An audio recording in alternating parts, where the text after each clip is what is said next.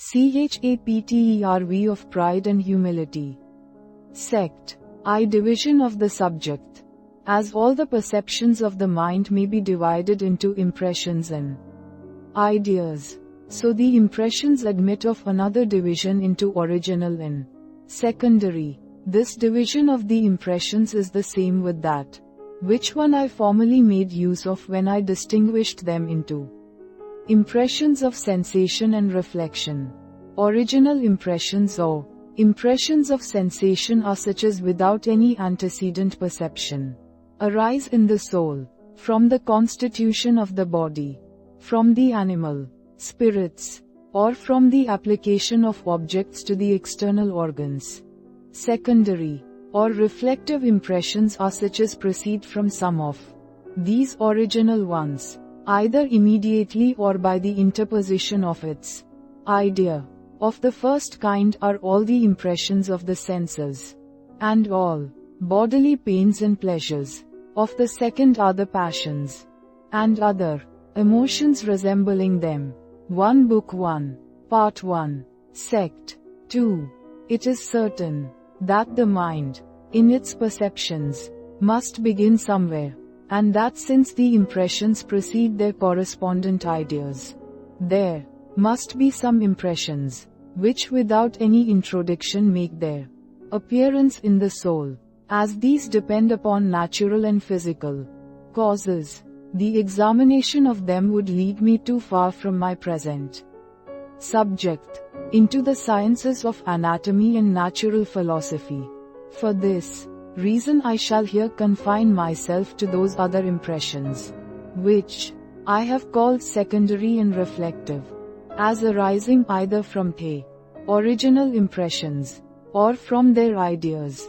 Bodily pains and pleasures are the source of many passions, both when felt and considered by the mind, but arise originally in the soul, or in the body, whichever you please to call it, without any preceding thought or perception. A fit of the gout produces a long train of passions, as grief, hope, fear, but is not derived immediately from any affection or idea. The reflective impressions may be divided into two kinds, viz., the calm and the violent. Of the first kind is the sense of beauty and deformity in action, composition, and external objects. Of the second are the passions of love and hatred, grief and joy, pride and humility. This division is far from being exact. The raptures of poetry and music frequently rise to the greatest height, while those other impressions, properly called passions, may decay into so soft an emotion as to become, in a manner, imperceptible. But as in general the passions are more violent than the emotions arising from beauty and deformity, these impressions have been commonly distinguished from each other. The subject of the human mind being so copious and various, I shall here take advantage of this vulgar and spacious division, that I may proceed with the greater order, and having said all I thought necessary concerning our ideas, shall now explain those violent emotions or passions, their nature, origin, causes, and effects. When we take a survey of the passions, there occurs a division of them into direct and indirect. By direct passions I understand such as arise immediately from good or evil, from pain or pleasure. By indirect, such as proceed from the same principles, but by the conjunction of other qualities. This distinction I cannot at present justify or explain any farther.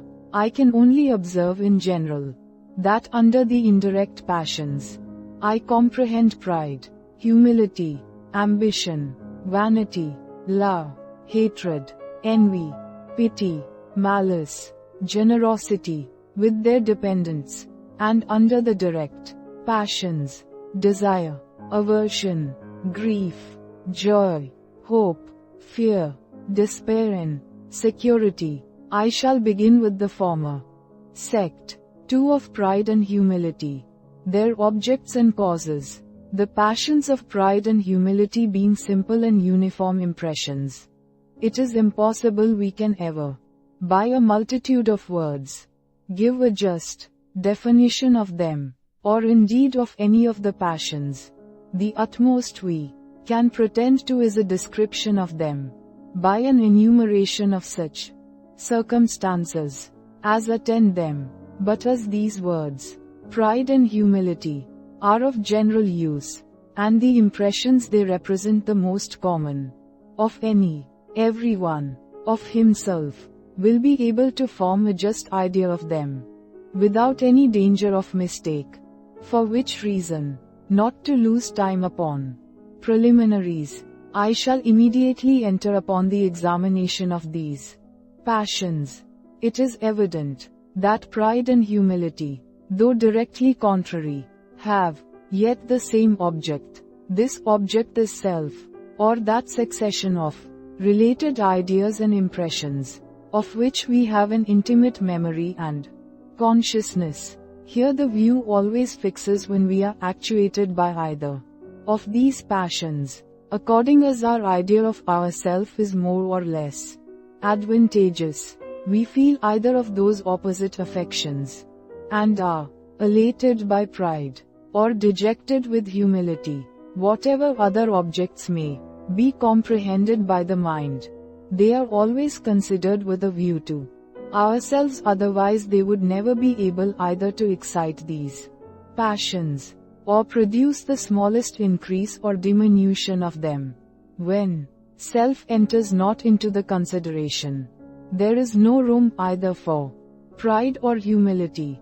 But though that connected succession of perceptions, which we call self, be always the object of these two passions, it is impossible it can be their cause, or be sufficient alone to excite them.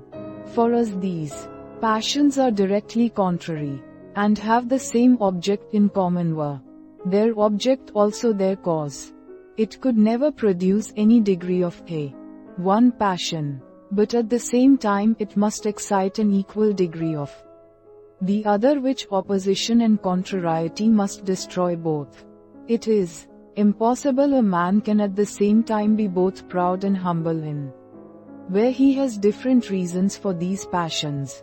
As frequently happens, the passions either take place alternately, or if they encounter, the one annihilates the other, as far as its strength goes, and the remainder only of that which is superior continues to operate upon the mind. But in the present case neither of the passions could ever become superior, because supposing it to be the view only of ourself which excited them, that being perfectly indifferent to either, must produce both in the very same proportion, or in other words, can produce neither, to excite any passion, and at the same time raise an equal share of its antagonist, is immediately to undo what was done, and must leave the mind at last perfectly calm and indifferent. We must therefore make a distinction betwixt the cause and the object of these passions, betwixt that idea which excites them, and that to which they direct their view. When excited, pride and humility, being once raised, immediately turn our attention to ourself, and regard that as their ultimate and final object. But there is something farther requisite in order to raise them, something which is peculiar to one of the passions, and produces not both in the very same degree. The first idea that is presented to the mind is that of the cause or productive principle. This excites the passion connected with it, and that passion, when excited, turns our view to another idea, which is that of self. Here then is a passion placed betwixt two ideas, of which the one produces it, and the other is produced by it. The first idea, therefore, represents the cause, the second the object of the passion. To begin with the causes of pride and humility, we may observe that Their most obvious and remarkable property is the vast variety of subjects on which they may be placed. Every valuable quality of the mind, whether of the imagination, judgment, memory or disposition, wit, good sense, learning, courage, justice, integrity, all these are the cause of pride and their opposites of humility. Nor are these passions confined to the mind but extend their view to the body likewise.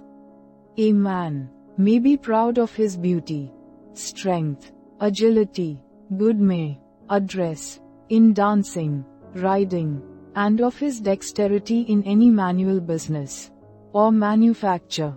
But this is not all. The passions, looking farther, comprehend whatever objects are in the least allied or related to us. Our country, family, children, relations, riches, houses, gardens, horses, dogs, clothes, any of these may become a cause either of pride or of humility. From the consideration of these causes, it appears necessary we should make a new distinction in the causes of the passion, betwixt that quality which operates, and the subject on which it is placed. A man, for instance, is vain of a beautiful house, which belongs to him, or which he has himself built and contrived. Here the object of the passion is himself, and the cause is the beautiful house, which cause again is subdivided into two parts, viz., the quality which operates upon the passion, and the subject in which the quality inheres. The quality is the beauty, and the subject is the house, considered as his property or contrivance. Both these parts are essential, nor is the distinction vain and chimerical.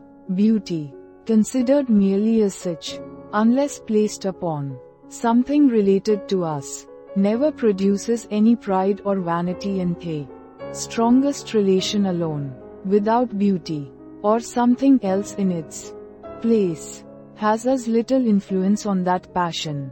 Since, therefore, these two particulars are easily separated and there is a necessity for their conjunction, in order to produce the passion, we ought to consider them as component parts of the cause and infix in our minds an exact idea of this distinction.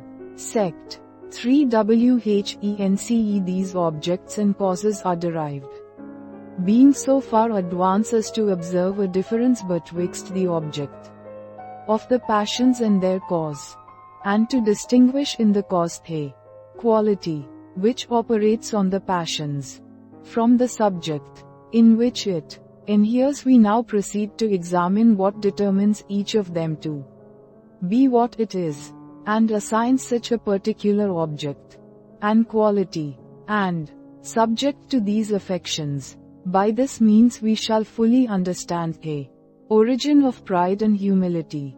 It is evident in the first place that these passions are determined to have self for their object, not only by a natural but also by an original property. No one can doubt but this property is natural from the constancy and steadiness of its operations. It is always self, which is the object of pride and humility, and whenever the passions look beyond, it is still with a view to ourselves. Nor can any person or object otherwise have any influence upon us. That this proceeds from an original quality or primary impulse will likewise appear evident, if we consider that it is the distinguishing characteristic of these passions. Unless nature had given some original qualities to the mind, it could never have any secondary ones, because in that case it would have no foundation for action, nor could ever begin to exert itself. Now these qualities, which we must see, consider as original, are such as are most inseparable from the soul, and can be resolved into no other, and such is the quality which determines the object of pride and humility. we may, perhaps, make it a greater question whether the causes that produce the passion be as natural as the object to which it is directed, and whether all that vast variety proceeds from caprice or from the constitution of the mind. This doubt we shall soon remove, if we cast our eye upon human nature, and consider that in all nations and ages, the same objects still give rise to pride and humility, and that upon the view even of a stranger, we can know pretty nearly what will either increase or diminish his passions of this kind. If there be any variation in this particular, it proceeds from nothing but a difference in the tempers and complexions of men, and is besides very inconsiderable. Can we imagine it possible that while human nature remains the same, men will ever become entirely indifferent to their power, riches, beauty or personal merit, and that their pride and vanity will not be affected by these advantages? But though the causes of pride and humility be plainly natural, we shall find upon examination that they are not original, and that it is utterly impossible they should each of them be adapted to these passions by a particular provision and primary constitution of nature. Beside their prodigious number, many of them are the effects of art, and arise partly from the industry, partly from the caprice, and partly from the good fortune of men. Industry produces houses, furniture, clothes. Caprice determines their particular kinds and qualities, and good fortune frequently contributes to all this by discovering the effects that result from the different mixtures and combinations of bodies. It is absurd, therefore, to imagine that each of these was foreseen and provided for by nature, and that every new production of art, which causes pride or humility, instead of adapting itself to the passion by partaking of some general quality that naturally operates on the mind, is itself the object of an original principle, which till then lay concealed in the soul, and is only by accident at last brought to light. Thus the first mechanic, that invented a fine scrutoire, produced pride in him who became possessed of it, by principles different from those which made him proud of handsome chairs and tables. As this appears evidently ridiculous, we must conclude that each cause of pride and humility is not adapted to the passions by a distinct original quality, but that there are some one or more circumstances common to all of them, on which their efficacy depends.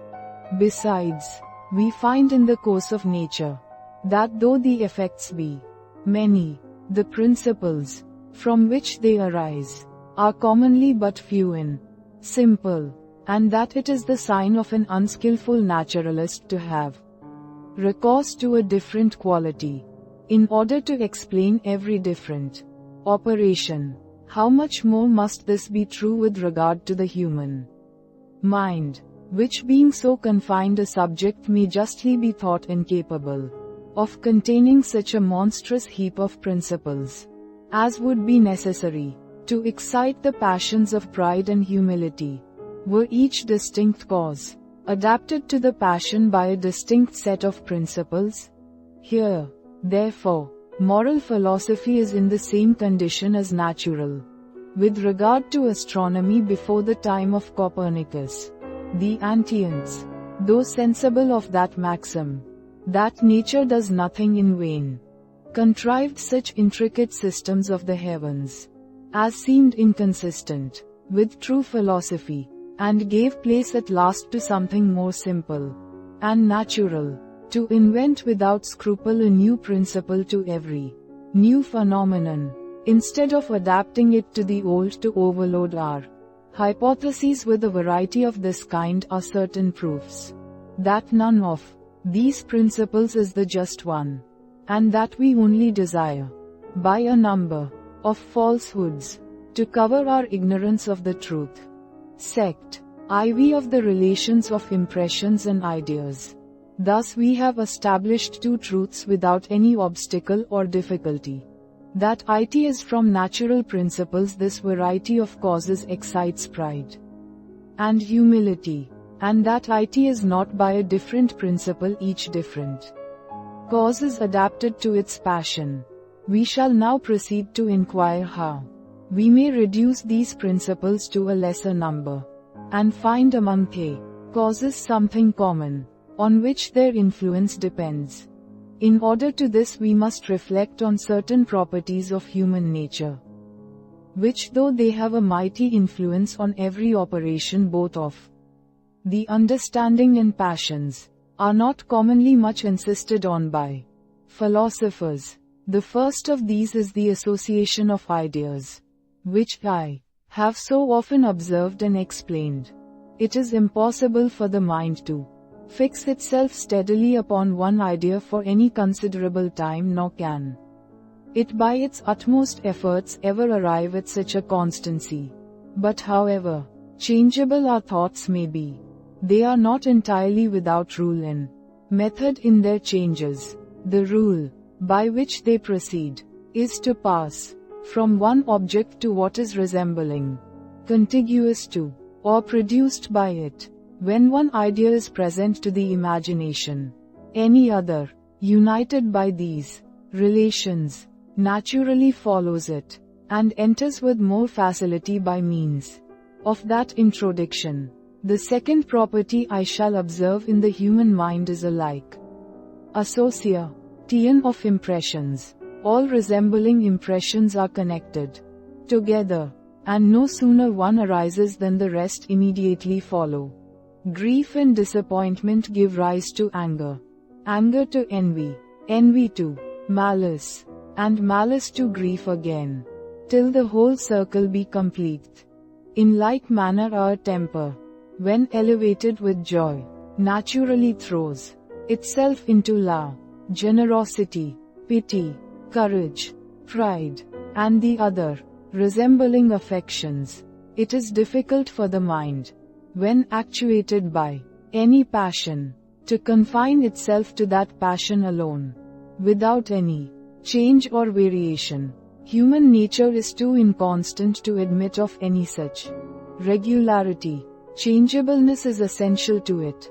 And to what can it so naturally change as to affections or emotions, which are suitable to the temper, and agree with that set of passions, which then prevail? It is evident, then, there is an attraction or association among impressions, as well as among ideas, though with this remarkable difference, that ideas are associated by resemblance, contiguity, and causation, and impressions only by resemblance.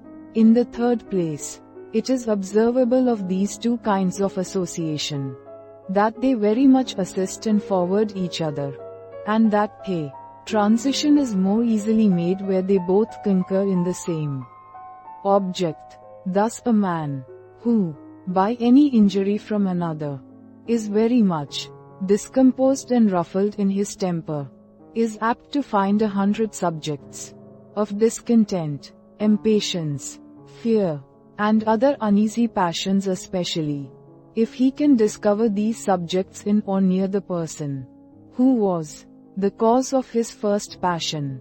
Those principles which forward the transition of ideas here concur with those which operate on the passions, and both uniting in one action, bestow on the mind a double impulse. The new passion, therefore, must arise with so much greater violence, and the transition to it must be rendered so much more easy and natural.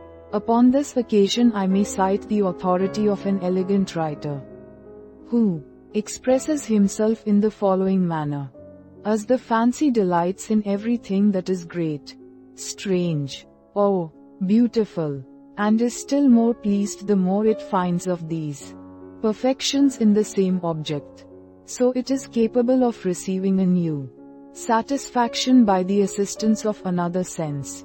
Thus any continued sound, as the music of birds, or a fall of waters, awakens every moment the mind of the beholder, and makes him more attentive to the several beauties of the place that lie before him. Thus if there arises a fragrancy of smells or perfumes, they heighten the pleasure of the imagination, and make even the colors and verdure of the landscape appear more agreeable, for the ideas of both senses recommend each other, and are pleasanter together than when they enter the mind separately, as the different colors of a picture, when they are well disposed, set off one another, and receive an additional beauty from the advantage of the situation.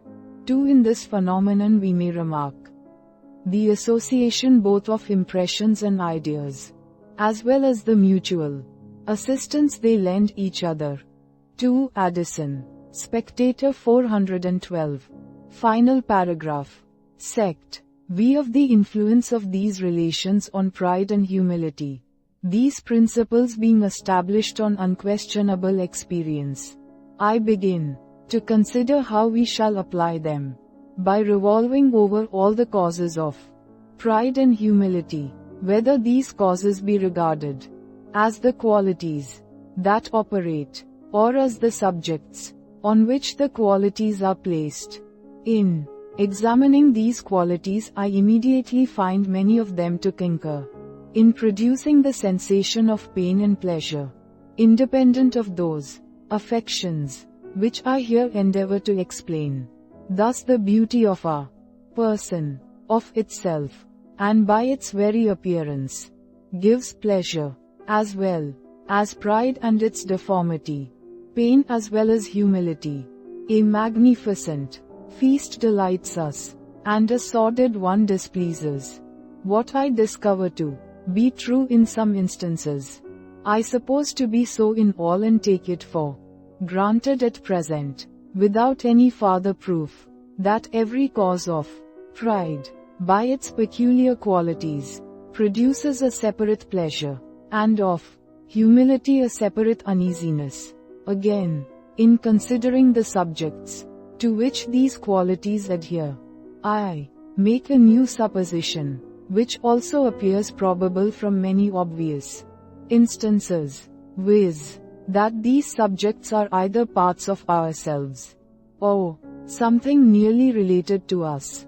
Thus the good and bad qualities of our actions and manners constitute virtue and vice, and determine our personal character, than which nothing operates more strongly on these passions. In like manner, it is the beauty or deformity of our person, houses, equipage, or furniture, by which we are rendered either vain or humble. The same qualities, when transferred to subjects which bear us no relation, influence not in the smallest degree either of these affections, having thus in a manner supposed 2 properties of the causes of these affections, viz., that the qualities produce a separate pain or pleasure, and that the subjects on which the qualities are placed are related to self. I proceed to examine the passions themselves, in order to find something in them correspondent to the supposed properties of their causes. First, I find that the peculiar object of pride and humility is determined by an original and natural instinct, and that it is absolutely impossible, from the primary constitution of the mind, that these passions should ever look beyond self, or that individual person, of whose actions and sentiments each of us is intimately conscious. Here, at last, the view always rests, when we are actuated by either of these passions, nor can we, in that situation of mind, ever lose sight of this object. For this I pretend not to give any reason, but consider such a peculiar direction of the thought is an original quality. The second quality, which I discover in these passions, and which I Likewise consider in an original quality. Is there sensations, or the peculiar emotions they excite in the soul, and which constitute their very being in essence. Thus pride is a pleasant sensation, and humility, a painful and upon the removal of the pleasure and pain. There is in reality no pride nor humility. Of this our very feeling convinces us. And beyond our feeling, it is here in vain to reason or dispute. If I compare, therefore, these two established properties of the passions, viz., their object, which is self, and their sensation, which is either pleasant or painful, to the two supposed properties of the causes, viz., their relation to self, and their tendency to produce a pain or pleasure, independent of the passion, I immediately find that, taking these suppositions to be just, the true system breaks in upon me, with an irresistible evidence, that cause, which excites the passion, is related to the object, which nature has attributed to the passion. The sensation, which the cause separately produces, is related to the sensation of the passion. From this double relation of ideas and impressions, the passion is derived.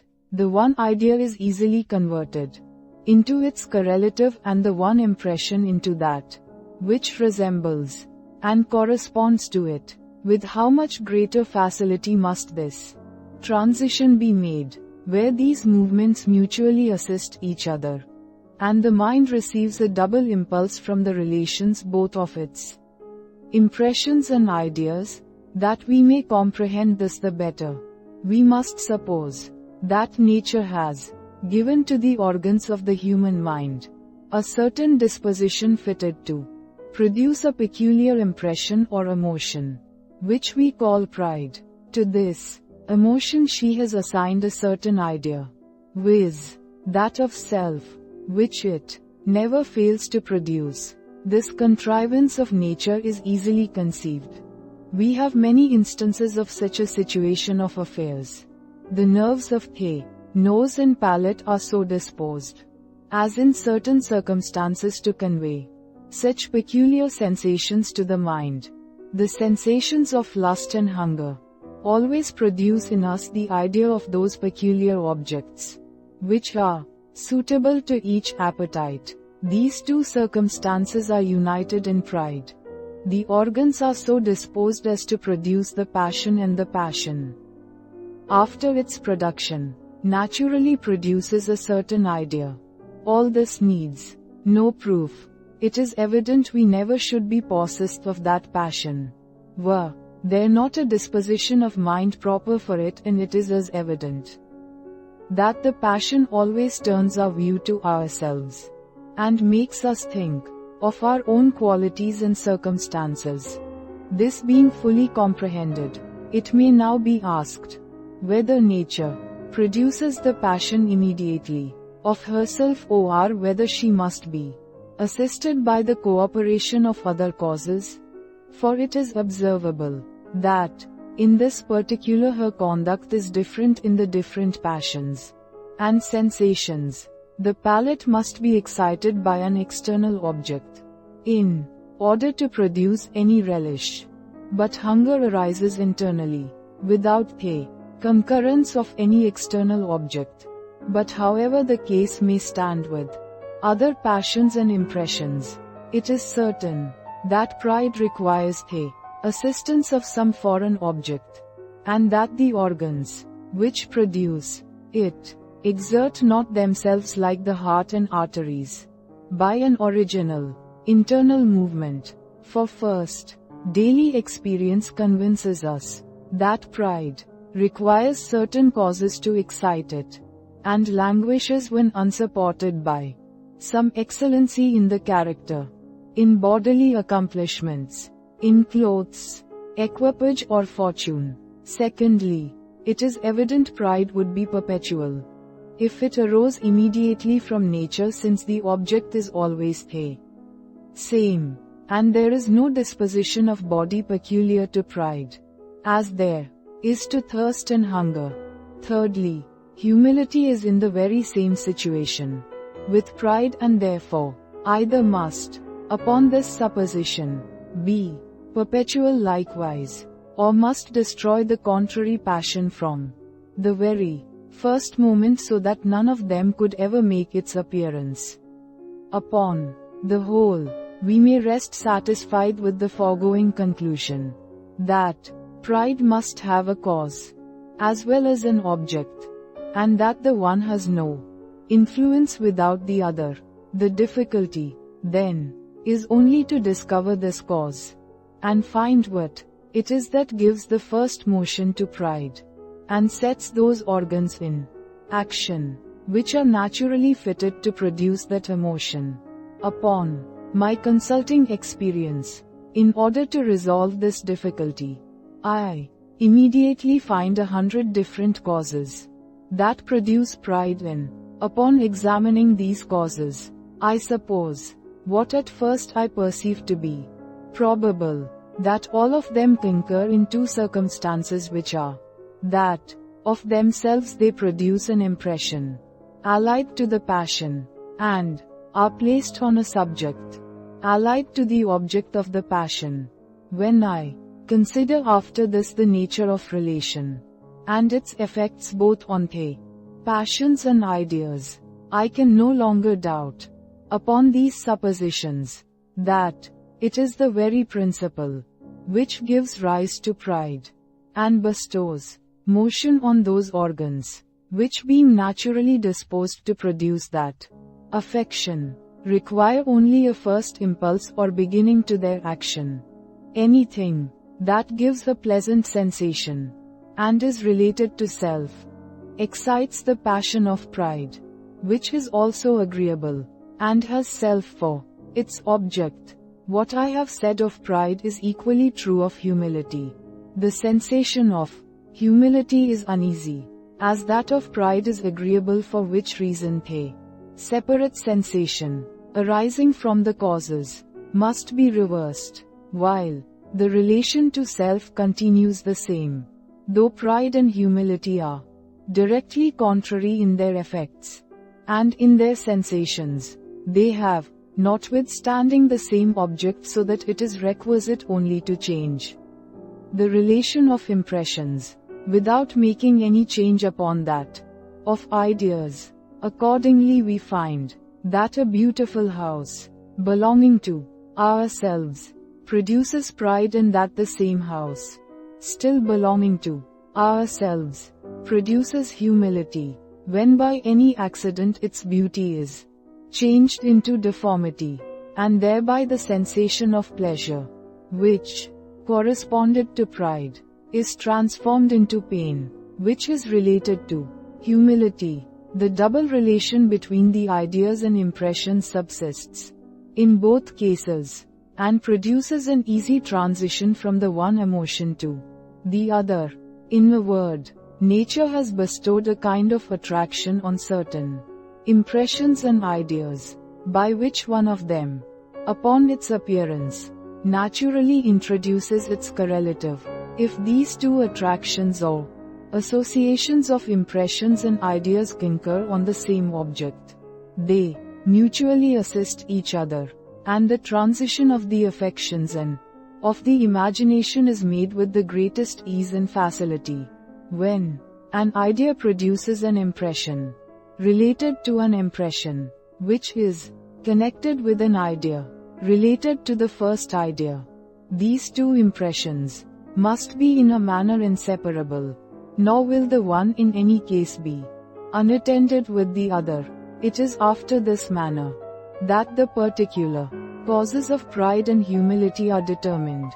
The quality which operates on the passion produces separately an impression resembling it. The subject to which the quality adheres is related to self, the object of the passion. No wonder the whole cause, consisting of a quality and of a subject, does so unavoidably give rise to the pass-on.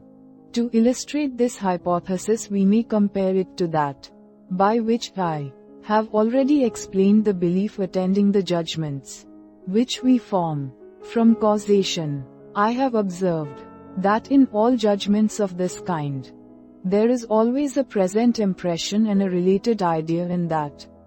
The present impression gives a vivacity to the fancy, and the relation conveys this vivacity by an easy transition to the related idea. Without the present impression, the attention is not fixed, not a spirits excited. Without the relation, this attention rests on its first object, and has no farther consequence. There is evidently a great analogy betwixt that hypothesis and our present one of an impression and idea that transfuse themselves into another impression and idea by means of their double relation, which analogy must be allowed to be no despicable proof of both hypotheses. Sect. We limitations of this system. But before we proceed farther in this subject, and examine particularly all the causes of pride and humility, it will be proper to make some limitations to the general system, that all agreeable objects, related to ourselves, by an association of ideas and of impressions, produce pride, and disagreeable ones, humility, and these limitations are derived from the very nature of the subject. I suppose an agreeable object to acquire a relation to self. The first passion that appears on this occasion is joy, and this passion discovers itself upon a slighter relation than pride and vainglory.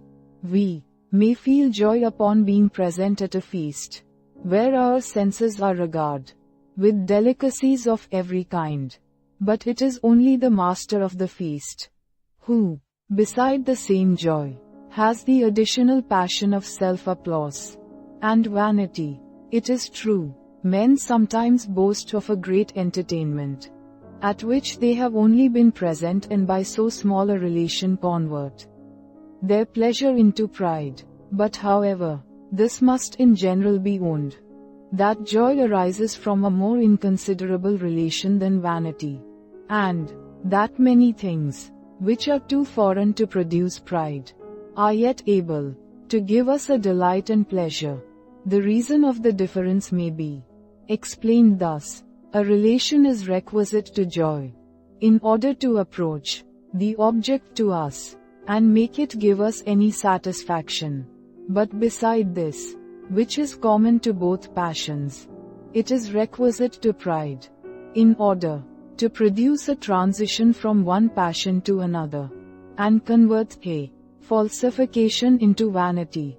As it has a double task to perform, it must be endowed with double force and energy, to which we may add that where agreeable objects bear not a very close relation to ourselves, they commonly do to some other person, and this latter relation not only excels, but even diminishes, and sometimes destroys the former, as we shall see afterwards. Point 3 Part 2, Sec. 4. Here then is the first limitation we must make to our general position, that everything related to us, which produces pleasure or pain, produces likewise pride or humility. There is not only a relation required, but a close one, and a closer than is required to joy. 2. The second limitation is that the agreeable or disagreeable object be not only closely related, but also peculiar to ourselves, or at least common to us with a few persons. It is a quality observable in human nature, and which we shall endeavor to explain afterwards, that everything which is often presented and to which we have been long accustomed, loses its value in our eyes, and is in a little time despised and neglected.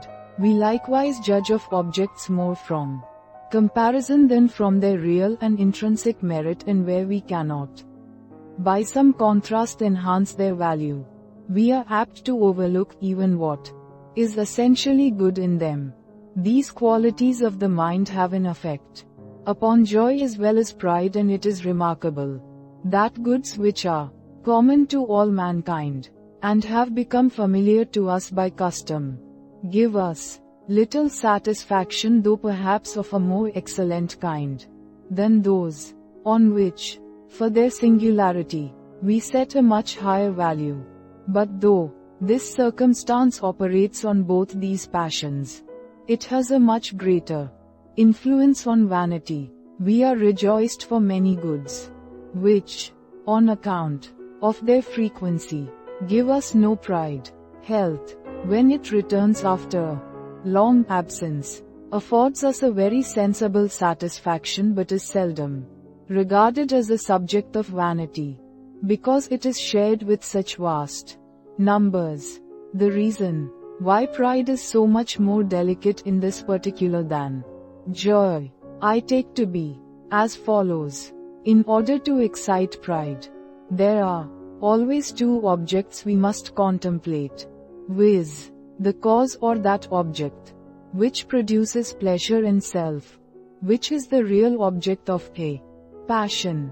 But joy has only one object necessary to its production, viz., that which gives pleasure, and though it be requisite that this bear some relation to self, yet that is only requisite in order to render it agreeable, nor is self, properly speaking, the object of this passion. Since, therefore, pride has in a manner two objects, to which it directs our view, it follows that where neither of them have any singularity, the passion must be more weakened upon that account than a passion which has only one object. Upon comparing ourselves with others, as we are every moment apt to do, we find we are not in the least distinguished, and upon comparing the object we possess, we discover still the same unlucky circumstance. By two comparisons so disadvantageous, the passion must be entirely destroyed. 3. The third limitation is that the pleasant or painful object be very discernible and obvious, and that not only to ourselves, but to others also. This circumstance, like the two foregoing, has an effect upon joy as well as pride.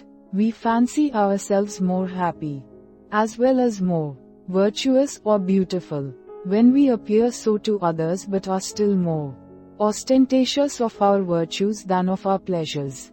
This proceeds from causes, which I shall endeavor to explain afterwards. IV. The fourth limitation is derived from the inconstancy of the cause of these passions, and from the short duration of its connection with ourselves. What is casual and inconstant gives but little joy, and less pride. We are not much satisfied with the thing itself, and are still less apt to feel any new degrees of self-satisfaction upon its account. We foresee and anticipate its change by the imagination, which makes us little satisfied with the thing. We compare it to ourselves, whose existence is more durable, by which means its inconstancy appears still greater.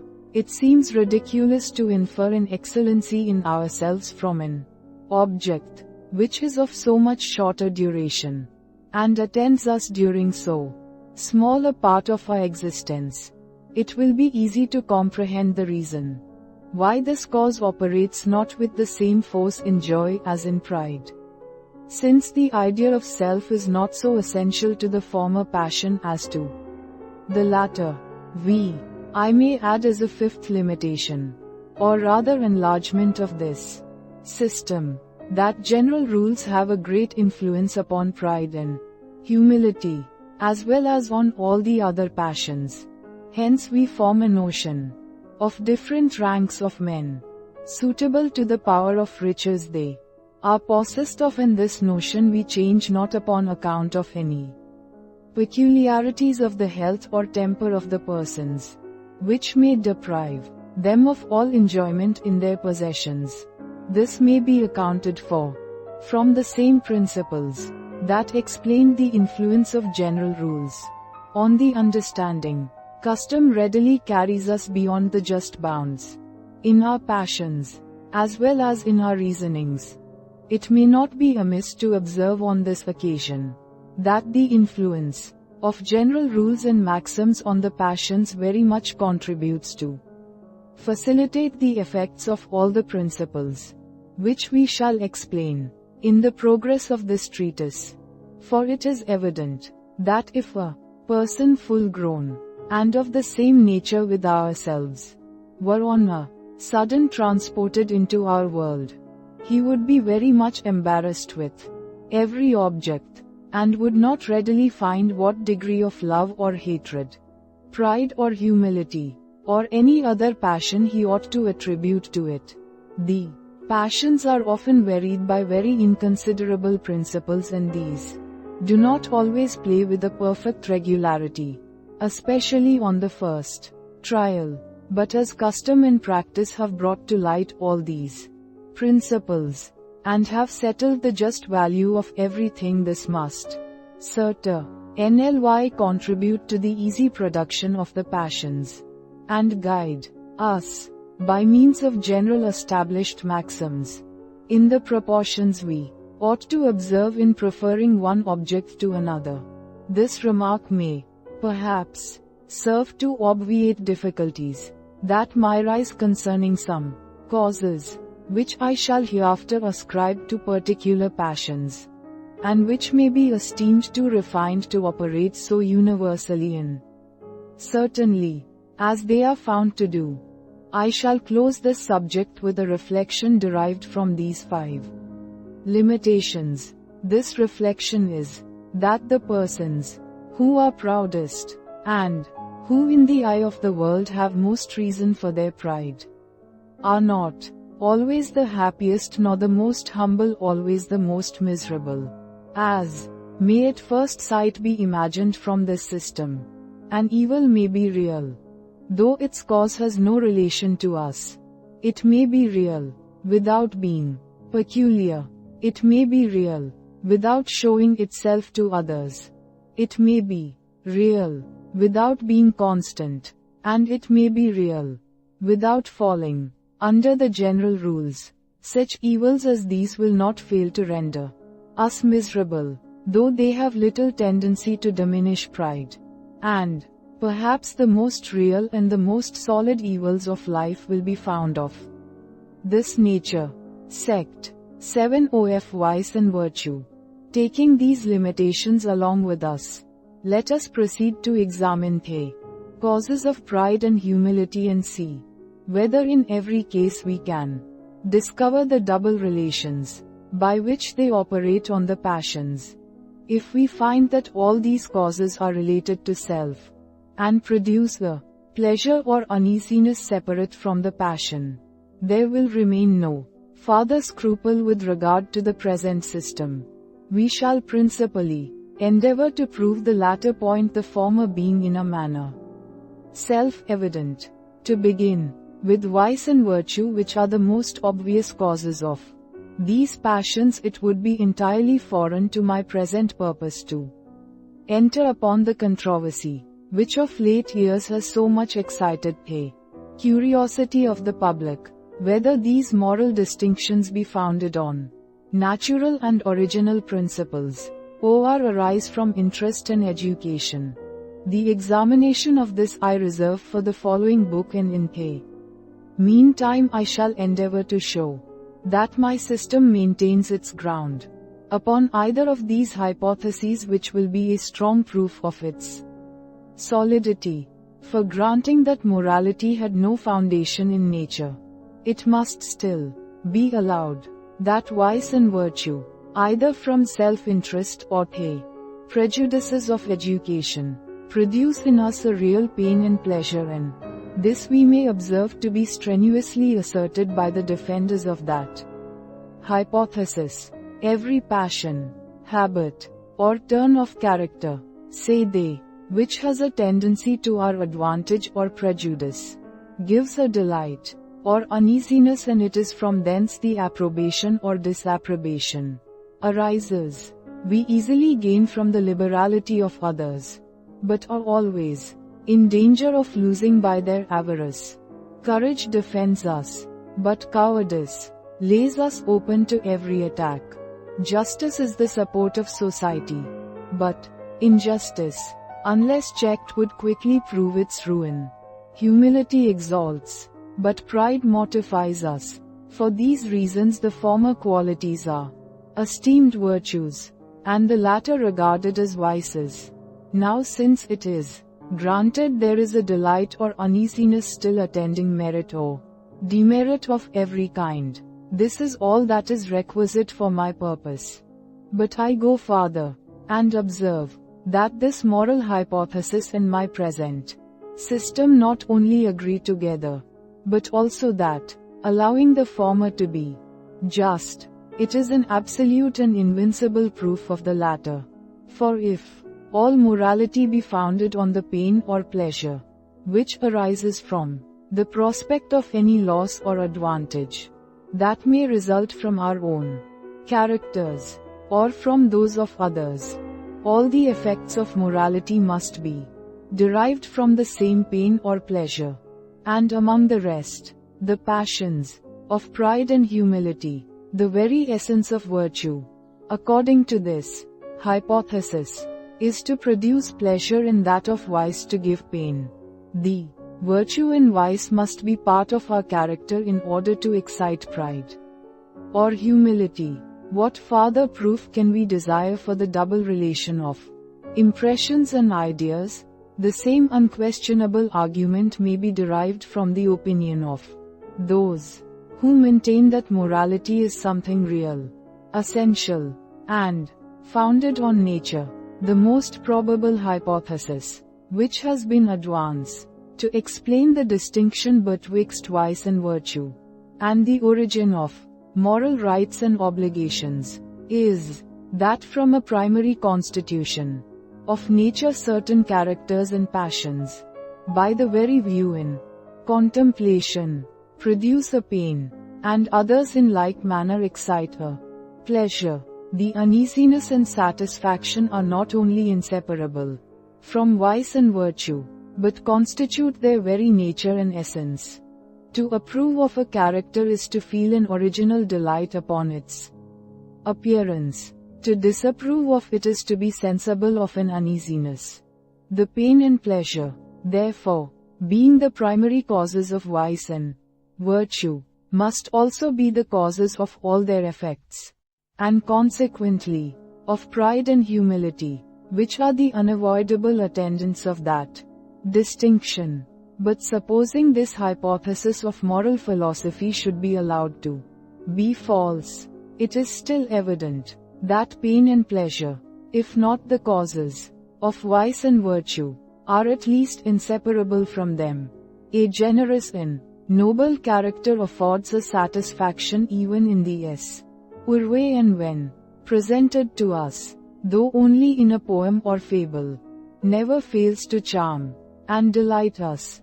On the other hand, cruelty and treachery displease from their very nature, nor is it possible ever to reconcile us to these qualities, either in ourselves or others. Thus one hypothesis of morality is an undeniable proof of the foregoing system, and the other, at worst, agrees with it. But pride and humility arise not from these qualities alone of the mind, which, according to the vulgar systems of ethics, have been comprehended as parts of moral duty, but from any other that has a connection with pleasure and uneasiness. Nothing flatters our vanity more than the talent of pleasing by our wit, good humor, or any other accomplishment, and nothing gives us a more sensible mortification than a disappointment in any attempt of that nature. No one has ever been able to tell what wit is, and to show why such a system of thought must be received under that denomination, and such another rejected.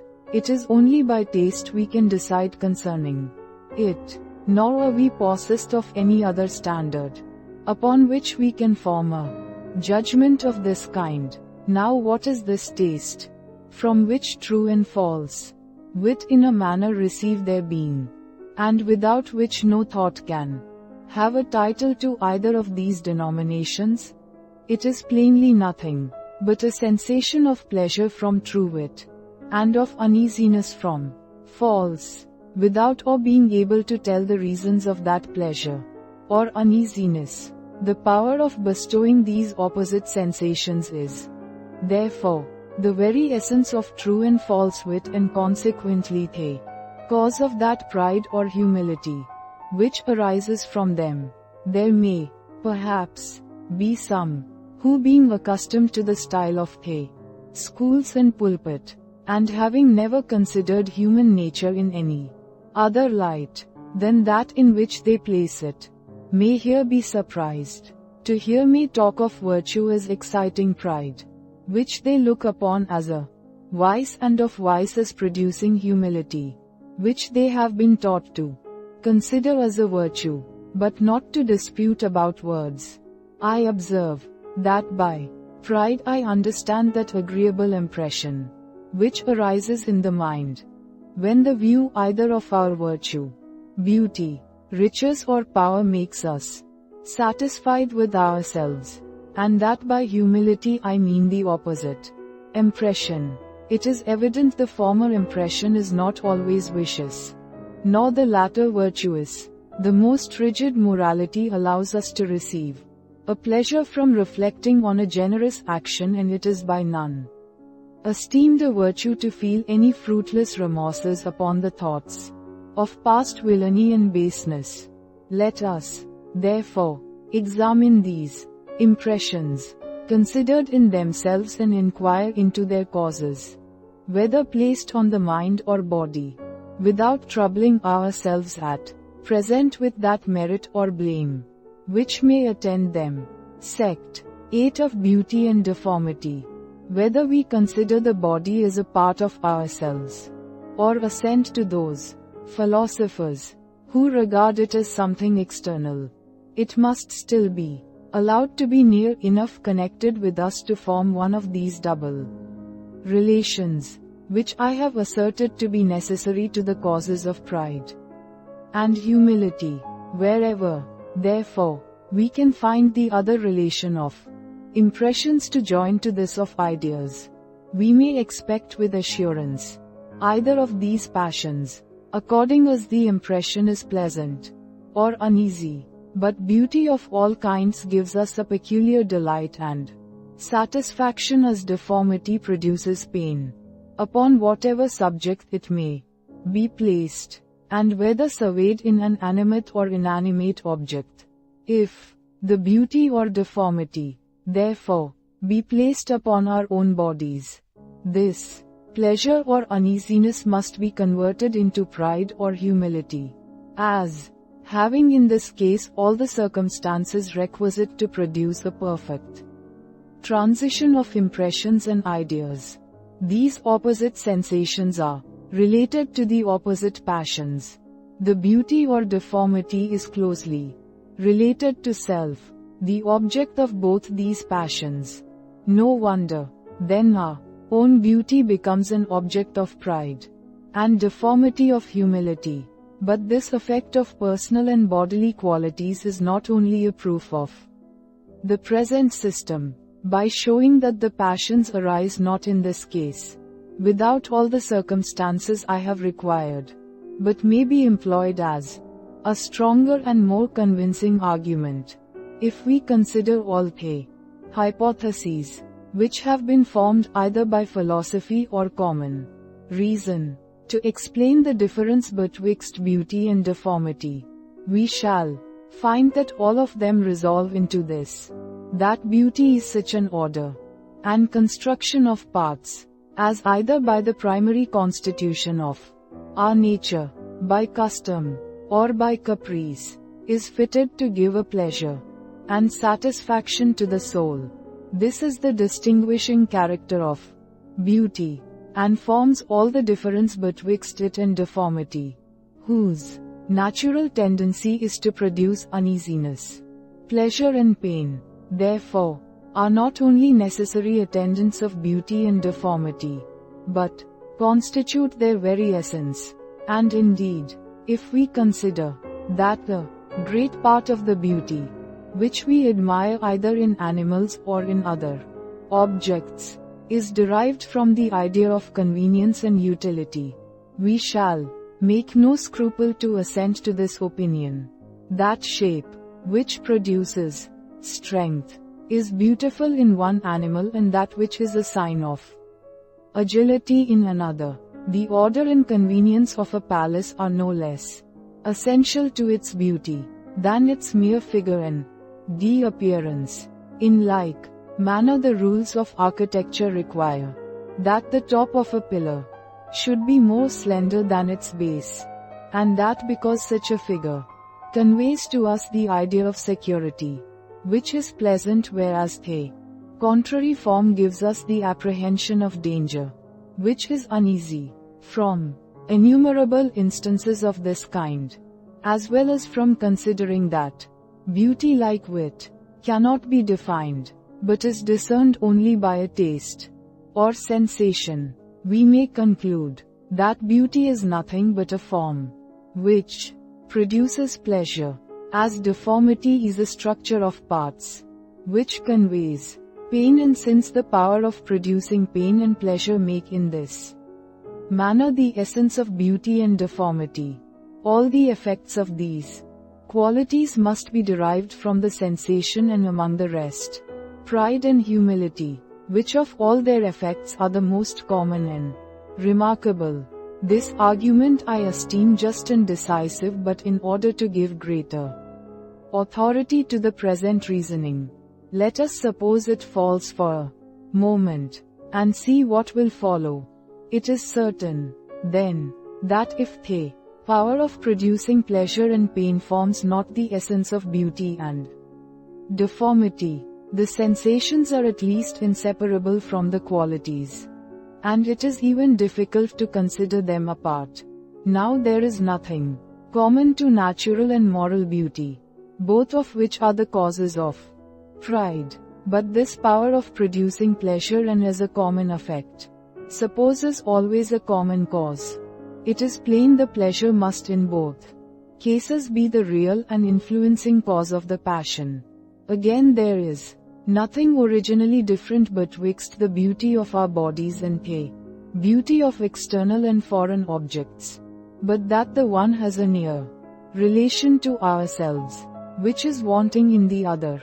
This original difference, therefore, must be the cause of all their other differences, and among the rest, of their different influence upon the passion of pride, which is excited by the beauty of our person, but is not affected in the least by that of foreign and external objects.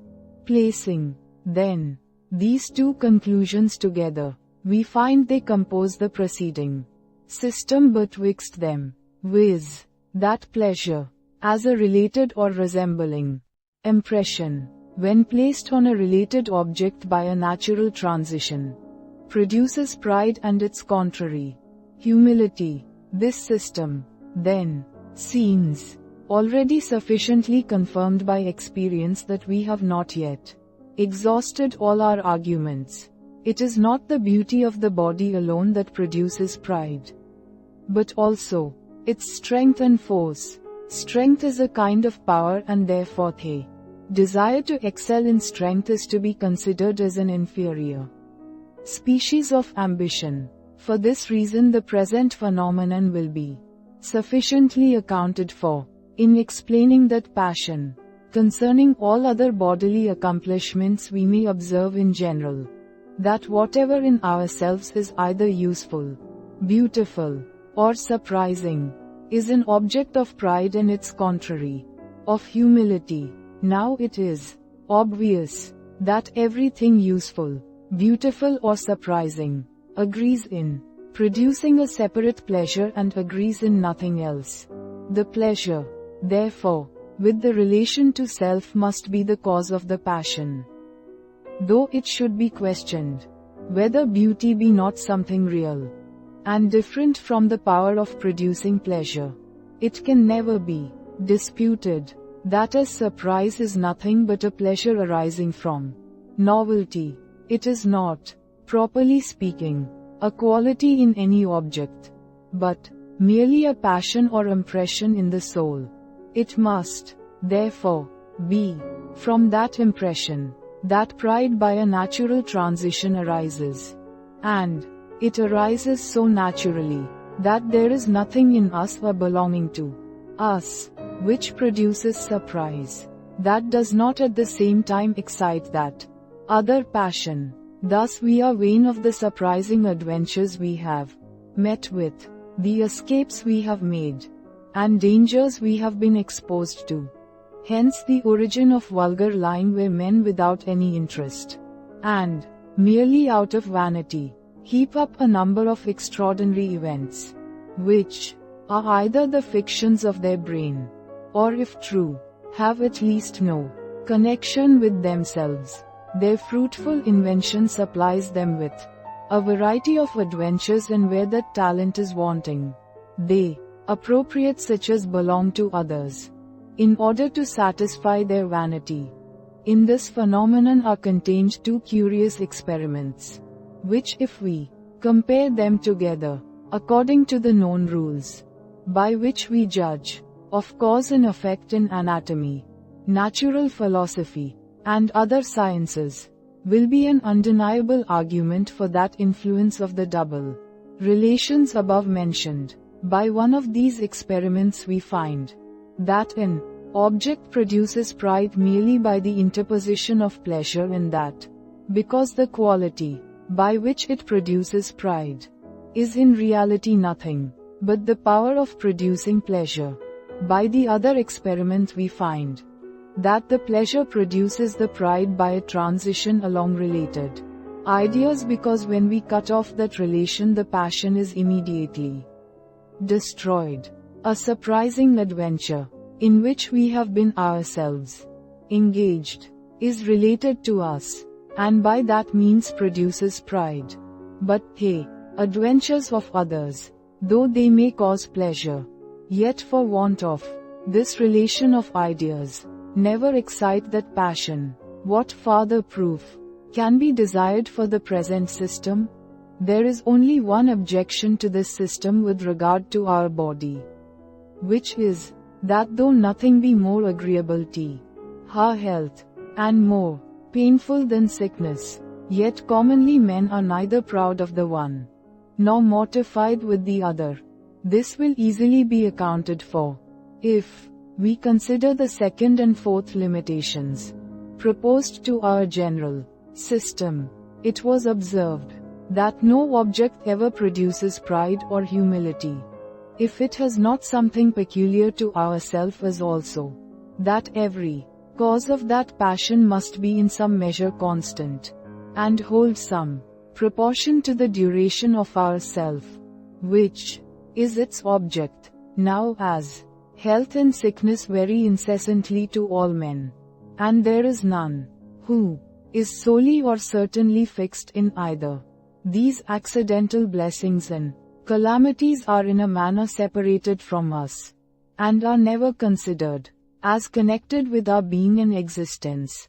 And that this account is just, appears hence, that wherever a malady of any kind is so rooted in our constitution, that we no longer entertain any hopes of recovery from that moment, it becomes an object of humility, as is evident in old men, whom nothing mortifies more than the consideration of their age and infirmities. They endeavor, as long as possible, to conceal their blindness and deafness, their rheums and gouts, nor do they ever confess them without reluctance and uneasiness. And though young men are not ashamed of every headache or cold they fall into, yet no topic is so proper to mortify human pride, and make us entertain a mean opinion of our nature, than this, that we are every moment of our lives subject to such infirmities. This sufficiently proves that bodily pain and sickness are in themselves proper causes of humility, though the custom of estimating everything by comparison more than by its intrinsic worth and value, makes us overlook these calamities, which we find to be incident to everyone, and causes us to form an idea of our merit and character independent of them. We are ashamed of such maladies as affect others, and are either dangerous or disagreeable to them. Of the epilepsy because it gives a horror to everyone present. Of the itch because it is infectious. Of the king's evil because it commonly goes to posterity. Men always consider the sentiments of others in their judgment of themselves. This has evidently appeared in some of the foregoing reasonings and will appear still more evidently, and be more fully explained afterwards. Sect X of external advantages and disadvantages. But though pride and humility have the qualities of our mind and body, that is self, for their natural and more immediate causes, we find, by experience, that there are many other objects, which produce these affections, and that the primary one is, in some measure, obscured and lost by the multiplicity of foreign and extrinsic. We found a vanity upon houses, gardens, equipages, as well as upon personal merit and accomplishments, and though these external advantages be in themselves widely distant from thought or a person, yet they considerably influence even a passion, which is directed to that as its ultimate object. This happens when external objects acquire any particular relation to ourselves, and are associated or connected with us. A beautiful fish in the ocean, an animal in a desert, and indeed anything that neither belongs nor is related to us, has no manner of influence on our vanity, whatever extraordinary qualities it may be endowed with, and whatever degree of surprise and admiration it may naturally occasion. It must be some way associated with us in order to touch our pride. Its idea must hang in a manner upon that of ourselves, and the transition from the one to the other must be easy and natural. But here it is remarkable that though the relation of resemblance operates upon the mind in the same manner as contiguity and causation, in conveying us from one idea to another, yet it is seldom a foundation, either of pride or of humility. If we resemble a person in any of the valuable parts of his character, we must, in some degree, possess the quality in which we resemble him, and this quality we always choose to survey directly in ourselves rather than by reflection in another person, when we would found upon it any degree of vanity, so that though a likeness may occasionally produce that passion by suggesting a more advantageous idea of ourselves, it is there the view fixes at last, and the passion finds its ultimate and final cause. There are instances, indeed, wherein men show a vanity in resembling a great man in his countenance, shape, air, or other minute circumstances, that contribute not in any degree to his reputation, but it must be confessed that this extends not very far, nor is of any considerable moment in these affections. For this I assign the following reason. We can never have a vanity of resembling in trifles any person, unless he be possessed of very shining qualities, which give us a respect and veneration for him. These qualities, then, are, properly speaking, the causes of our vanity, by means of their relation to ourselves. Now after what manner are they related to ourselves? They are parts of the person we value, and consequently connected with these trifles which are also supposed to be parts of him.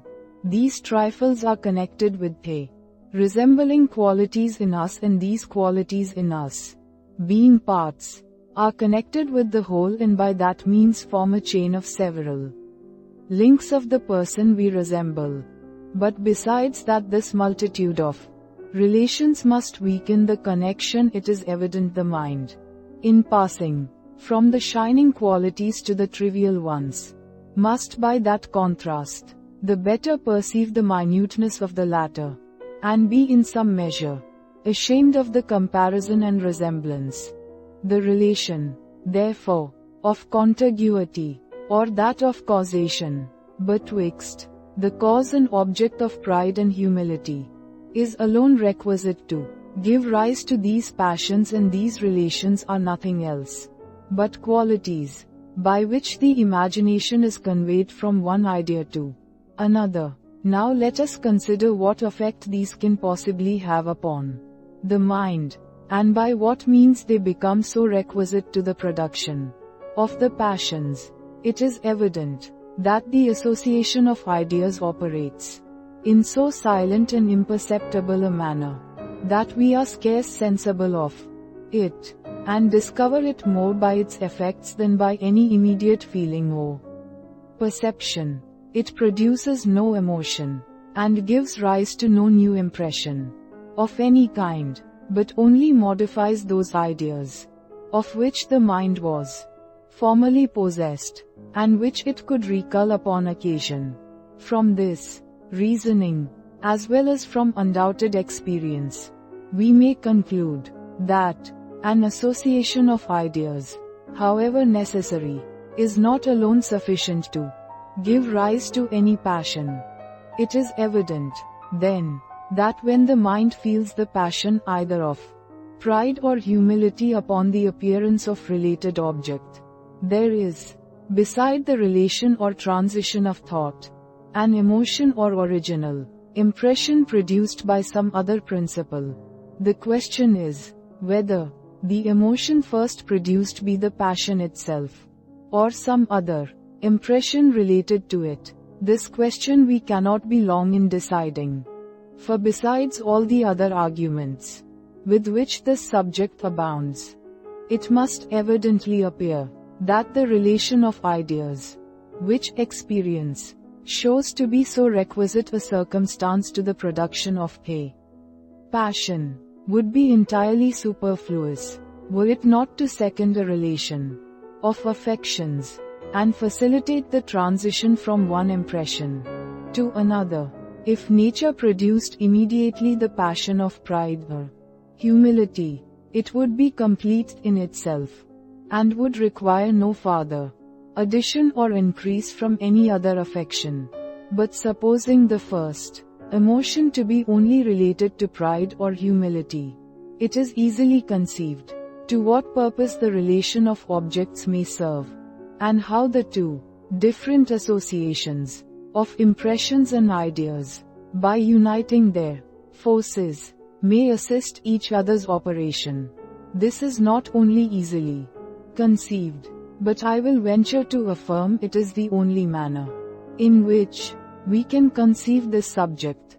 An easy transition of ideas, which, of itself, causes no emotion, can never be necessary, or even useful to the passions, but by forwarding the transition betwixt some related impressions, not to mention that the same object causes a greater or smaller degree of pride, not only in proportion to the increase or decrease of its qualities, but also to the distance or nearness of a relation, which is a clear argument for the transition of affections along the relation of ideas, since every change in the relation produces a proportionable change in the passion.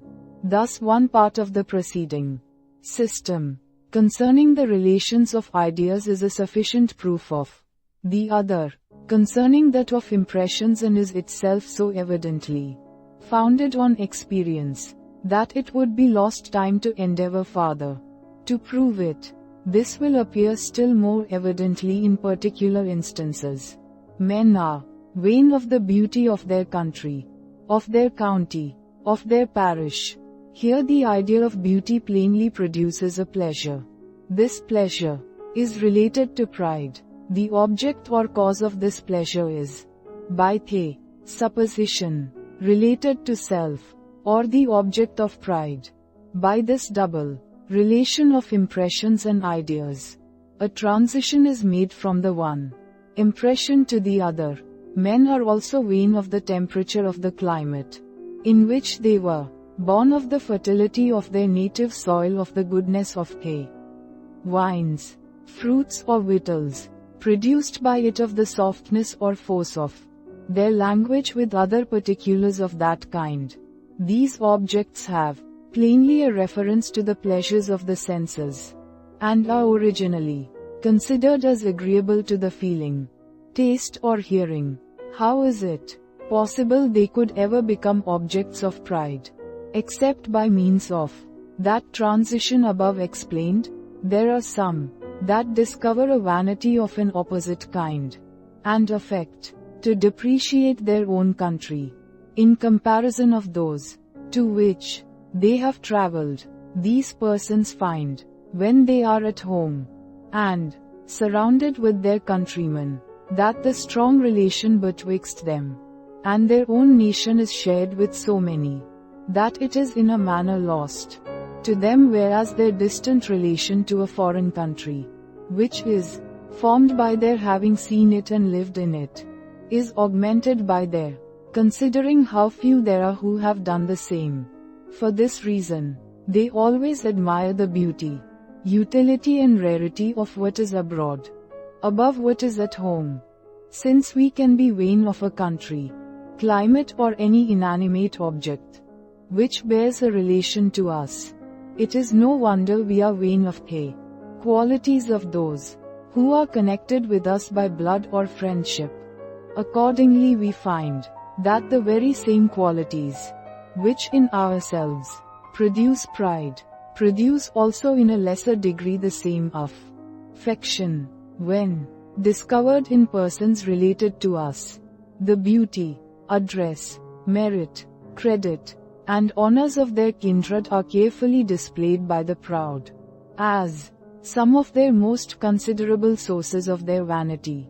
As we are proud of riches in ourselves, so to satisfy our vanity we desire that everyone who has any connection with us should likewise be possessed of them, and are ashamed of anyone that is mean or poor among our friends and relations. For this reason we remove the poor as far from us as possible, and as we cannot prevent poverty in some distant collaterals, and our forefathers are taken to be our nearest relations. Upon this account every one affects to be of a good family, and to be descended from a long succession of rich and honorable ancestors. I have frequently observed that those who boast of the antiquity of their families are glad when they can join this circumstance, that their ancestors for many generations have been uninterrupted proprietors of the same portion of land, and that their family has never changed its possessions, or been transplanted into any other county or province. I have also observed that it is an additional subject of vanity when they can boast that these possessions have been transmitted through a descent composed entirely of males, and that the honor and fortune have never passed through any female. Let us endeavor to explain these phenomena by the foregoing system. It is evident that when anyone boasts of the antiquity of his family, the subjects of his vanity are not merely the extent of time and number of ancestors, but also their riches and credit, which are supposed to reflect a luster on himself on account of his relation to them. He first considers these objects as affected by them in an agreeable manner, and then returning back to himself through the relation of parent and child, is elevated with the passion of pride, by means of the double relation of impressions and ideas. Since therefore the passion depends on these relations, whatever strengthens any of the relations must also increase the passion, and whatever weakens the relations must diminish the passion. Now it is certain the identity of the possession strengthens the relation of ideas arising from blood and kindred, and conveys the fancy with greater facility from one generation to another, from their remote ancestors to their posterity, who are both their heirs and their descendants. By this facility the impression is transmitted more entire, and excites a greater degree of pride and vanity. The case is the same with the transmission of the honors and fortune through a succession of males without their passing through any female. It is a quality of human nature, which we shall consider fore afterwards, that the imagination naturally turns to whatever is important and considerable, and where two objects are presented to it, a small and a great one, usually leaves the former, and dwells entirely upon the latter. As in the society of marriage, the male sex has the advantage above the female. The husband first engages our attention, and whether we consider him directly, or reach him by passing through related objects, the thought both rests upon him with greater satisfaction, and arrives at him with greater facility than his consort.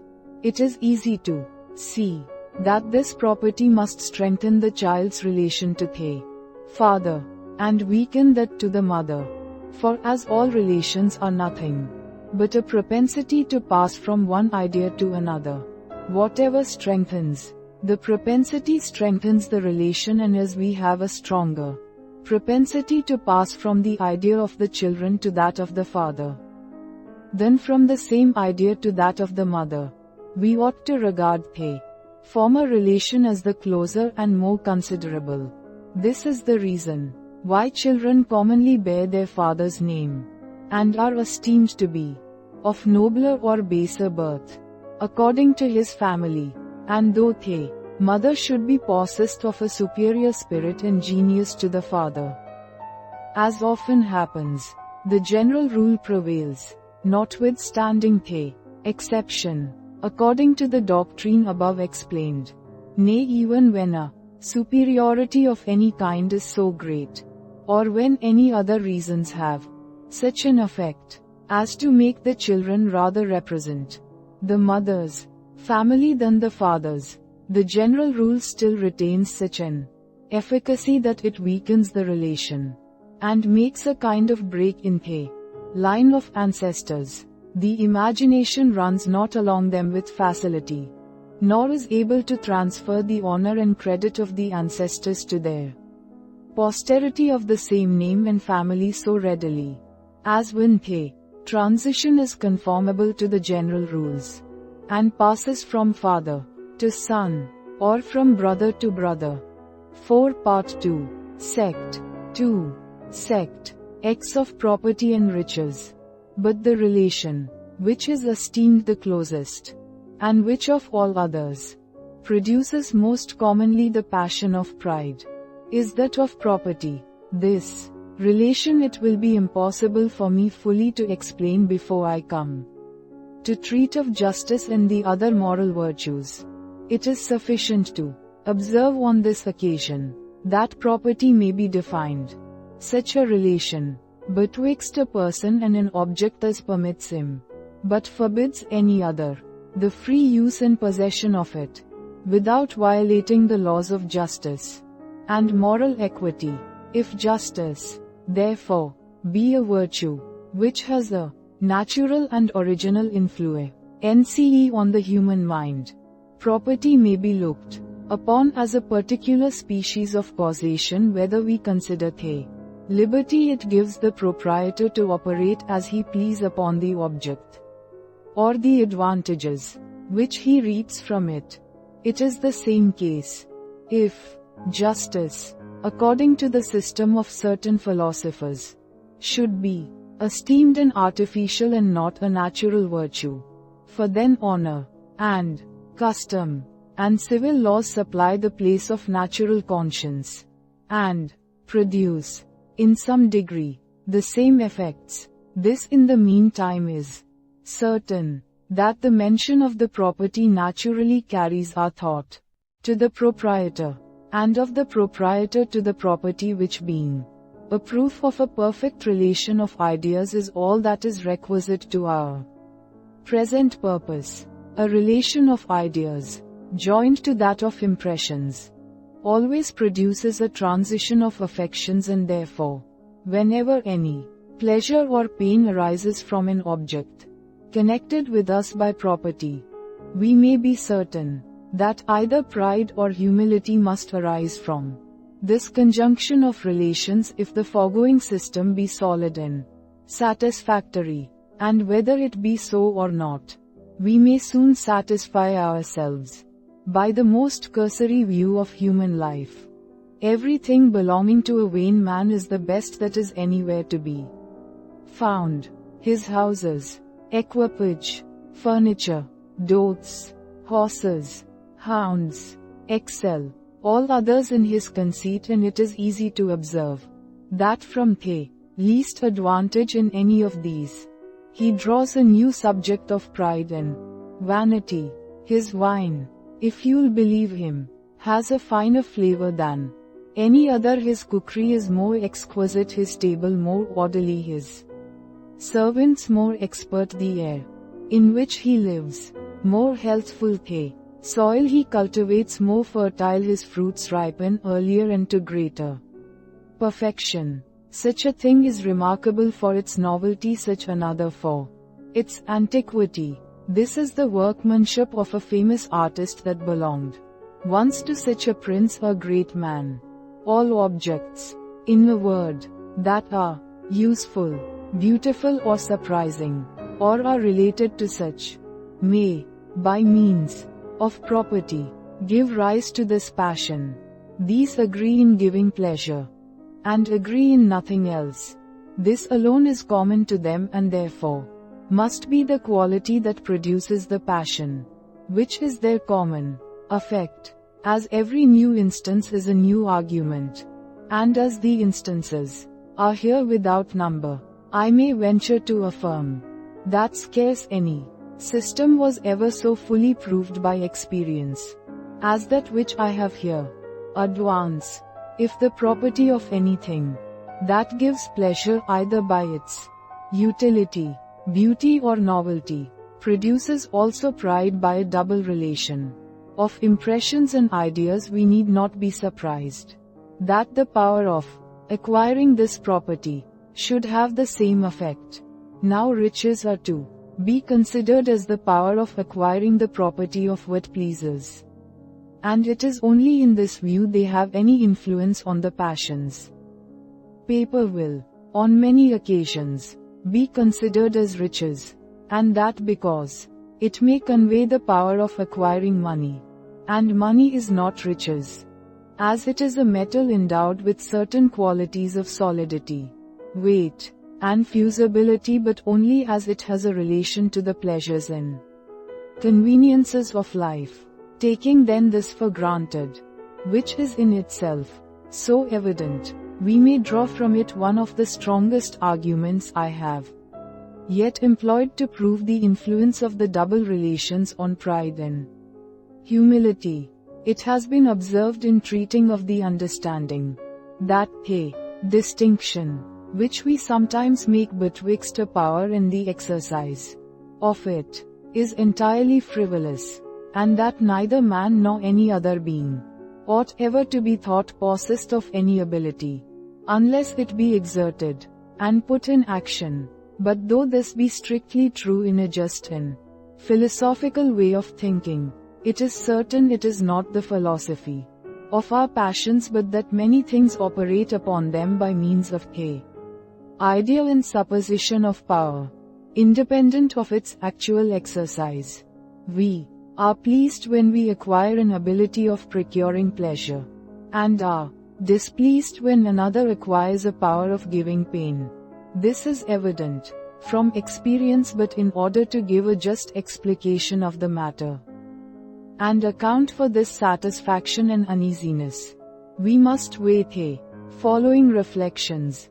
It is evident the error of distinguishing power from its exercise proceeds not entirely from the scholastic doctrine of free will, which, indeed, enters very little into common life, and has but small influence on our vulgar and popular ways of thinking, According to that doctrine, motives deprive us not of free will, nor take away our power of performing or forbearing any action. But according to common notions, a man has no power, where very considerable motives lie betwixt him in the satisfaction of his desires, and determine him to forbear what he wishes to perform. I do not think I have fallen into my enemy's power, when I see him pass me in the streets with a sword by his side. While I am unprovided of any weapon, I know that the fear of the civil magistrate is as strong a restraint as any of iron, and that I am in as perfect safety as if he were chained or imprisoned. But when a person acquires such an authority over me, that not only there is no external obstacle to his actions but also that he may punish or reward me as he pleases, without any dread of punishment in his turn, I then attribute a full power to him, and consider myself as his subject or vassal. Now if we compare these two cases, that of a person who has very strong motives of interest or safety to forbear any action, and that of another who lies under no such obligation, we shall find, according to the philosophy explained in the foregoing book, that the only known difference betwixt them lies in this, that in the former case we conclude from past experience that the person never will perform that action, and in the latter, that he possibly or probably will perform it. Nothing is more fluctuating and inconstant on many occasions than the will of man, nor is there anything but strong motives, which can give us an absolute certainty in pronouncing concerning any of his future actions. When we see a person free from these motives, we suppose a possibility either of his acting or forbearing, and though in general we may conclude him to be determined by motives and causes, yet this removes not the uncertainty of our judgment concerning these causes, nor the influence of that uncertainty on the passions. Since therefore we ascribe a power of performing an action to everyone who has no very powerful motive to forbear it, and refuse it to such as have, it may justly be concluded that power has always a reference to its exercise, either actual or probable, and that we consider a person as endowed with any ability when we find from past experience that it is probable, or at least possible, he may exert it. And indeed, as our passions always regard the real existence of objects, and we always judge of this reality from past instances, nothing can be more likely of itself, without any farther reasoning, than that power consists in the possibility or probability of any action, as discovered by experience and the practice of the world. Now it is evident that wherever a person is in such a situation with regard to me, that there is no very powerful motive to deter him from injuring me, and consequently it is uncertain whether he will injure me or not. I must be uneasy in such a situation, and cannot consider the possibility or probability of that injury without a sensible concern. The passions are not only affected by such events as are certain and infallible, but also in an inferior degree by such as are possible and contingent, and though perhaps I never really feel any harm, and discover by the event that, philosophically speaking, the person never had any power of harming me, since he did not exert any. This prevents not my uneasiness from the preceding uncertainty. The agreeable passions may here operate as well as the uneasy, and convey a pleasure when I perceive a good to become either possible or probable by the possibility or probability of another's bestowing it on me, upon the removal of any strong motives which might formerly have hindered him. But we may farther observe that this satisfaction increases when any good approaches in such a manner that it is in one's own power to take or leave it, and there neither is any physical impediment, nor any very strong motive to hinder our enjoyment. As all men desire pleasure, nothing can be more probable than its existence when there is no external obstacle to the producing it, and men perceive no danger in following their inclinations. In that case their imagination easily anticipates the satisfaction, and conveys the same joy, as if they were persuaded of its real and actual existence. But this accounts not sufficiently for the satisfaction which attends riches. A miser receives delight from his money, that is, from the power it affords him of procuring all the pleasures and conveniences of life, though he knows he has enjoyed his riches for 40 years without ever employing them, and consequently cannot conclude by any species of reasoning that the real existence of these pleasures is nearer than if he were entirely deprived of all his possessions. But though he cannot form any such conclusion in a way of reasoning concerning the nearer approach of the pleasure, it is certain he imagines it to approach nearer whenever all external obstacles are removed, along with the more powerful motives of interest and danger, which oppose it.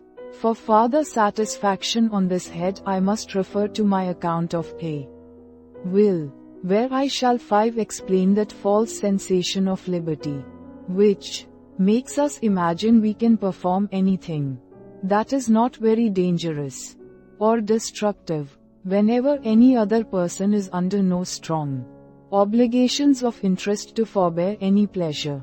We judge from experience that the pleasure will exist, and that he will probably obtain it. But when ourselves are in that situation, we judge from an illusion of the fancy that the pleasure is still closer and more immediate. The will seems to move easily every way, and casts a shadow or image of itself, even to that side on which it did not settle. By means of this image the enjoyment seems to approach nearer to us, and gives us the same lively satisfaction, as if it were perfectly certain and unavoidable. 5 Part 3. Sect 2. It will now be easy to draw this whole reasoning to a point, and to prove that when riches produce any pride or vanity in their possessors, as they never fail to do, it is only by means of a double relation of impressions and ideas. The very essence of riches consists in the power of procuring the pleasures and conveniences of life.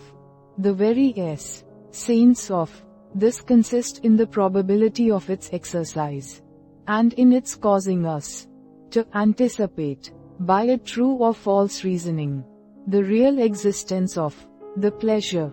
This anticipation of pleasure is, in itself, a very considerable pleasure, and as its cause is some possession or property, which we enjoy, and which is thereby related to us. We here dearly see all the parts of the foregoing system most exactly and distinctly drawn out before us, for the same reason that riches cause pleasure and pride, and poverty excites uneasiness and humility. Power must produce the former emotions, and slavery the latter. Power or an authority over others makes us capable of satisfying all our desires as slavery. By subjecting us to the will of others, exposes us to 1,000 wants and mortifications. It is here worth observing that the vanity of power, or shame of slavery, are much augmented by the consideration of the persons over whom we exercise our authority, or who exercise it over us.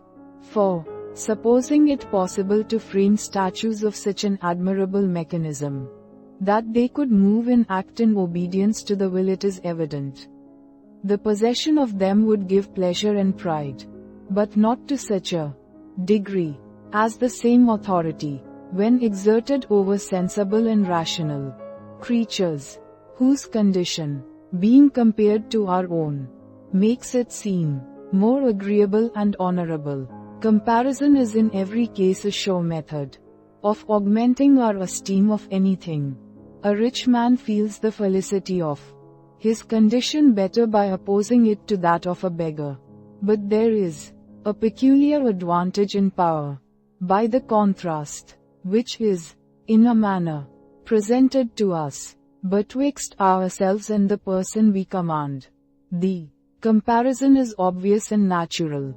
The imagination finds it in the very subject. The passage of the thought to its conception is smooth and easy, and that this circumstance has a considerable effect in augmenting its influence will appear afterwards in examining the nature of malice and envy. Sect 11 of the love of fame. But beside these original causes of pride and humility, there is a secondary one in the opinions of others, which has an equal influence on the affections, our reputation, our character, our name, our considerations of vast weight and importance, and even the other causes of pride. Virtue, beauty and riches have little influence, when not seconded by the opinions and sentiments of others. In order to account for this phenomenon, it will be necessary to take some compass, and first explain the nature of sympathy. No quality of human nature is more remarkable, both in itself and in its consequences, than that propensity we have to sympathize with others, and to receive by communication their inclinations and sentiments, however different from, or even contrary to our own.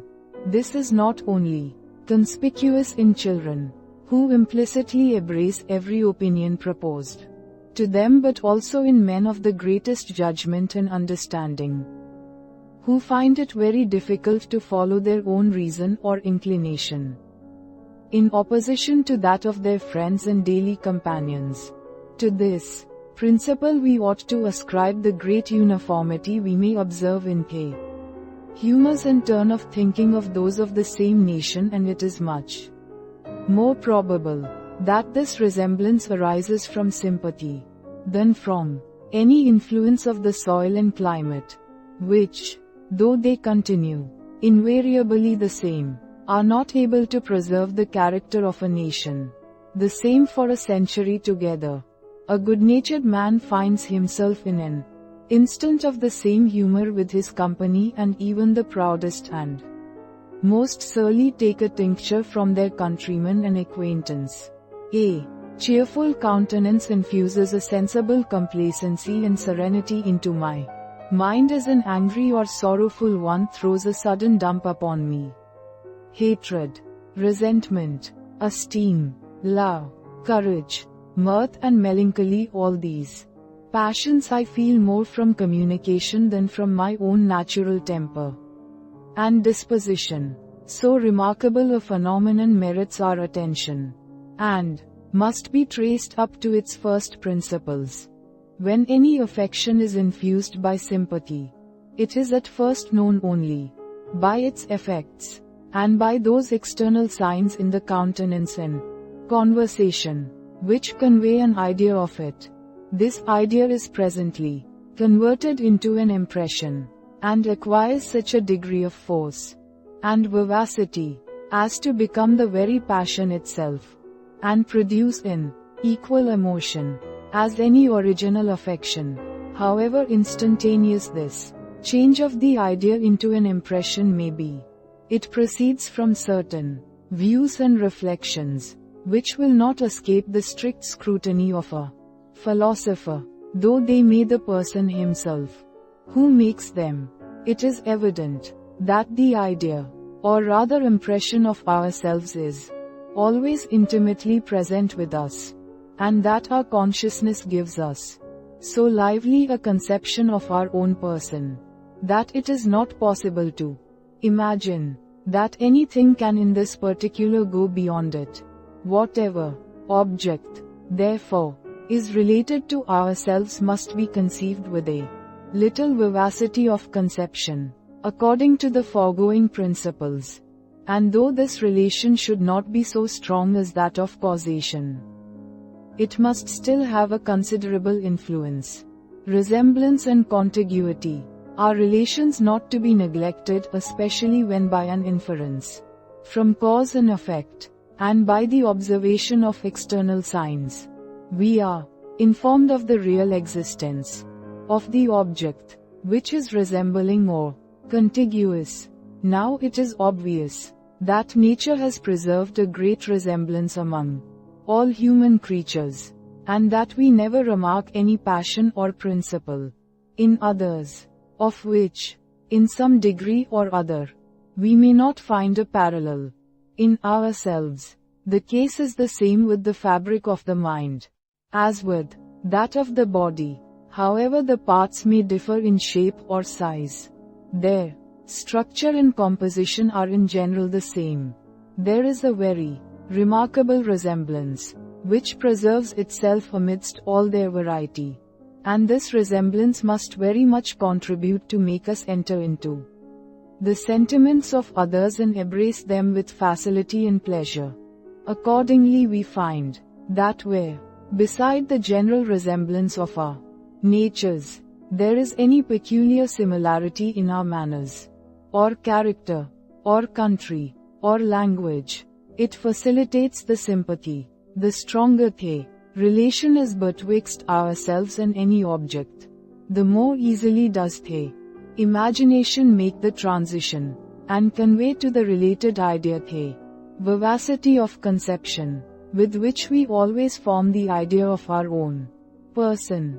Nor is resemblance the only relation which has this effect, but receives new force from other relations that may accompany it. The sentiments of others have little influence when far removed from us, and require the relation of contiguity to make them communicate themselves entirely. The relations of blood, being a species of causation, may sometimes contribute to the same effect as also acquaintance, which operates in the same manner with education and custom, as we shall see more fully afterwards.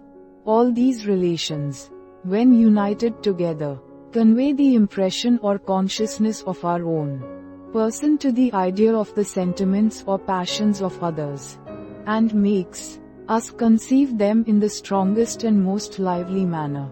6 Part 2. Sect 4. It has been remarked in the beginning of this treatise that all ideas are borrowed from impressions, and that these two kinds of perceptions differ only in the degrees of force and vivacity with which they strike upon the soul. The component part of ideas and impressions are precisely alike.